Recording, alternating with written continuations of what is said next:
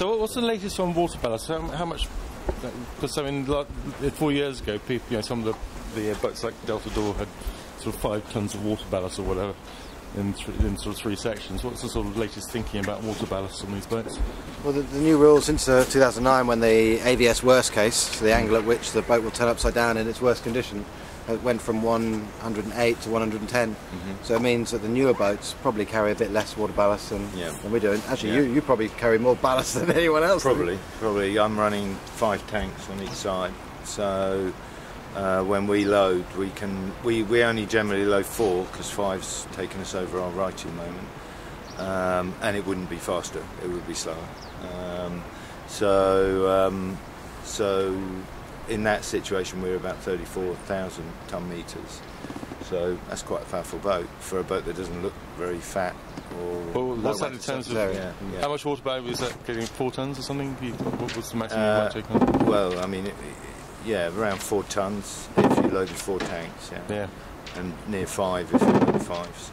Yeah. No specifics there, eh? He's hedging, isn't he? And the reason you have it sort of split so much is simply to sort of get the 4.5. It's more gears. It's more gears. I mean, basically, it just allows me to trim the boat more easily. I've got a very large forward tank, 1.5 tons of water. But to be honest, as we've learned to sail the boat, we use that tank less and less. But when you do use it, it's really nice to have it because it settles the boat down. It takes the boat from being a sort of light, open 60 into being something that can punch through a head sea. But we use it less and less and less. And ultimately, I think on Acciona they've actually taken it out. Well, it's a righting moment, isn't it? There is a small amount of righting moment with that tank in the front, and actually when you go wider, like these new boats are, that righting moment goes up and you can't use it. So, so I mean, there'll be some conditions. You know, short sea and Biscay, you might find it quite challenging. We'll be slapping where I can just keep going, keep the hammer down. So it's nice to have that adaptability. I mean, I think most of the boats are 3 tanks a side. You'd imagine so. Yeah, most of the boats are 3, and most of the new boats are 3 tanks a side. Having 5 tanks, there is a weight penalty to having 5 tanks. So it's all internal structure. Having said that, when with Merv's boats, the actual tanks are not circular; they are part of the structure, not in addition to the structure. So anyway, let's have a quick look at Quito's boat. This is Groupe Bel. Yet another. Sorry, this isn't Safran. This is Groupe Bel, isn't it? Well, it's definitely Groupe Bel, but it's the same hull as Safran, same hull as, but built somewhere else. So maybe slight differences. Yeah. So this one was built in Italy. I think, interesting. They must have either an aft tank in or something. Transom's submerged by 100 mil water. So there's another one with deck spreaders, and this time the deck spreaders are stuck into the. This had its rig down. So what happened with that? That's a new rig, Oh, is it?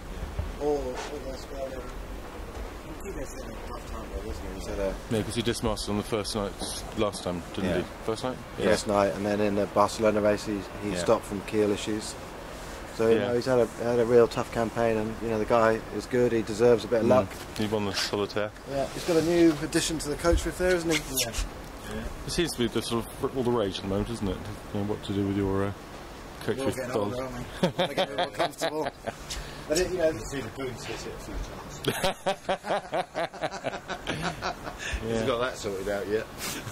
Sure. I do think that these boats, the more and more, the faster they go, and the more submerged they get, the more water comes across the deck. The harder it is to work and be efficient. And actually, the more cover you can get, the more comfortable you are, the harder it's going to work. I mean, we found it a complete revelation to have more coach roof protection. You know, it's just changed the whole way you sell the boat, which is in a good way. You can kind of pad around your middle air. Almost. Well, yes. And slippers. And slippers and your pipe. Perfect. Let's wander on. So I mean, with Quito, I mean, he's obviously locks, different locks, fentanyl locks. So he's got fentanyl locks. What do you guys run? Carver. You both got Carver. So this is all the weight's up the top. The weight lives up the top, rather than down the bottom. So it's kind of the long way around. So we've got one of the new hardcore bits of kit. This is MACIF, which is one of 2 sort of new generation BLP Verdier Designs with a young hotshot Francois Gabop, who's the skipper, who came from the sort of Figaro class and is a bit of a sort of protege of Michel. What do you think of this boat? This deck is just bizarre, isn't it? It is. The kind of concave deck. Putting a concavity in the foredeck to try and reduce the panel weight by reducing internal longitudinals, and also at the same time keeping the drums low and keeping the weight low. So there's lots of, but they're incremental gains. You know, they are small gains, and I can imagine walking on the windward side is quite interesting. If you ever had to go down to Lewis, you'd be right in the middle. But I mean, I guess, you know, it's a great thing for the market class. You know, but again, this is part of the problem of being forced to go light, trying to find advantages that really maybe aren't as interesting as. Such a small thing. The way about it is part of an overall package where everything's been considered, and I think that's what we're looking at here is an evolution of a boat that's been very well thought out. It's got the hand of Deggio on it, and the consequence is it looks a very simple boat. You know, it looks very sorted. It's performed very well and reliably in its early races. And Francois, for despite his young age, seems to have he has a good handle on it. He has a good handle on it. Yeah. I'm not sure reliable is. You know, they've had all these boats have big problems in the Jacques Vabre with bulkheads. Yeah. You know, they spent a lot of time in St Martin grinding away. In fact, when we left the dock in St Bart's, they were coming from St Martin, probably just chucked the boat builders off the boat, started the race, and of course he then went to win it. How annoying. Interestingly, the rudders. We've broken both. Interestingly, the rudders are very high aspect, long and high aspect, which is really the trend in offshore boats now is to go short and low aspect. So what's that iridium? The difficulty with that is that it forces you to want to you must kick up your rudder, because one of the reasons why 60s have traditionally have shorter rudders is that you want to try and lift the weather rudder out of the water, but by having high aspect foils, now the imperative is on the skipper to lift the weather foil to get that foil out of the water. Again, it's a small tool, but the risk is high. That's a big old iridium thing. That's the iridium open port. Oh, is it right? Morocco have done a deal with iridium and Geolink, and we've been all supplied with the hardware, and then we've been offered the data at half the price. That's a good deal. Yeah, so it's not a bad deal for the class. I think this has been the first time iridium's been tested in anger around the world, and I have to say, I told somebody the other day that actually our iridium seems more reliable than the fleet broadband on a day-to-day basis, and at half the price, that's all I use. The disadvantage, you can't do live. Can't do live. No. So this is all going to change, isn't it? Because all the new Mossad stuff coming out, you know, we're going to be seeing you on board live all the time, aren't we? 4 years' time. Not me. It wouldn't surprise me in 8-10 years' time that, you know, when Mike's kind of sat at home with his pipe and his slippers and that, he's probably still be doing the rendezvous. You'll people will be able to go on the internet and probably be able to come on and access the boat at certain times. Yeah, I think that's within the scope of possibility. It's restricted right now by cost. No, I mean, I think whatever they do with the equipment, you have to get the data cost more sensible, or get that sponsored.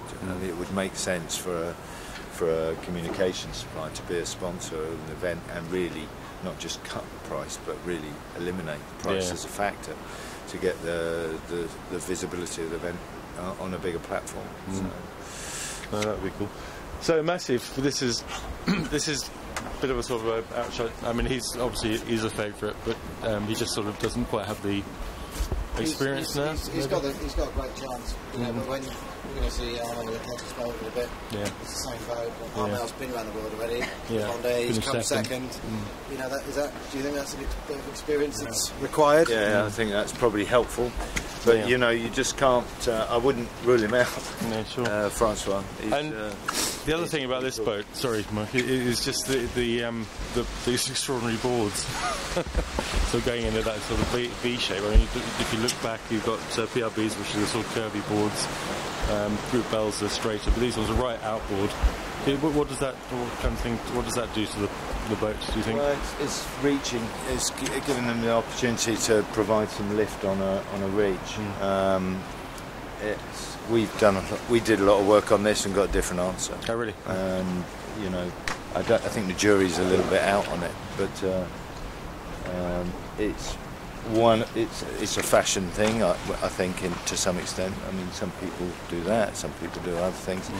You'll see other boats down the dock here with dagger boards doing that. I don't know what your view on it is. I think exactly the same. The jury's a little bit out on it. Yeah. It is providing some lift, but probably more important than what the boards are doing is when you look at the hulls.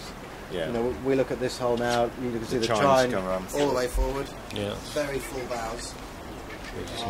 So the theory the boat goes, the bow dives into the water runs up the hull, and rather than dragging all the way over the hull, it hits the chine and goes. And that's really the big difference.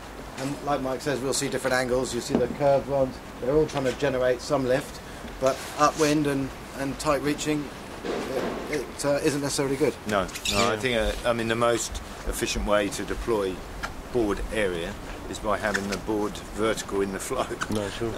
And you can have the minimum size board for the maximum effect. So I mean, we've kind of gone down that route, but others have gone down others routes. We're pretty happy with where we are.